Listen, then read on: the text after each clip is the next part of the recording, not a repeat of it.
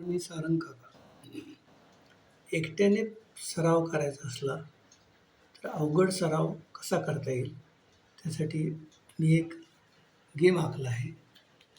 तो कसा, ह्या राणीच्या भोवती एक पांढरी, एक काळी, एक पांढरी, एक काळी, एक पांढरी, एक काळी.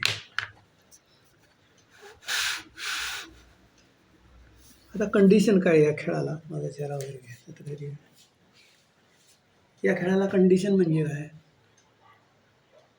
महत्त्वाची क्वीन पहिल्यांदा घेता येत नाही. क्वीन ही थंबनच घ्यायची, म्हणजे बॅक साईड पॉकेटलाच घ्यायची. ब्रेक हा मागं करायचा नाही, ब्रेक हा पुढंच करायचा आहे कुठल्या पॉकेटला. ब्रेक नंतर एक सोंगटी केल्याशिवाय कॉईन घेता येत नाही. व्हाईट जिथं सापडेल तिथं कट मारायचा.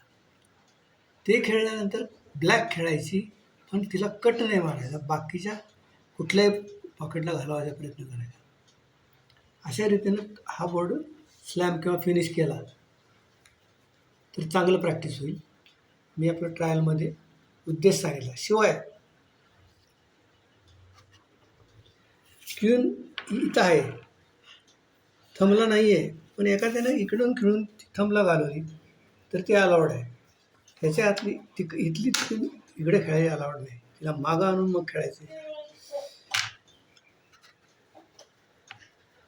ज्यावेळेला म्हणजे थोडक्यात काळी सोंगटी अवघड जाणार आहे, पांढरी एखाद्या वेळेस सोपी होईल. पांढरीनंतर काळी तुम्हाला कट खेळायचं नाही, जिथं जागा मिळेल तिथे तिला मारायचे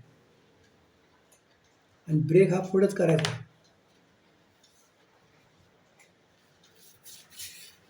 बोर्ड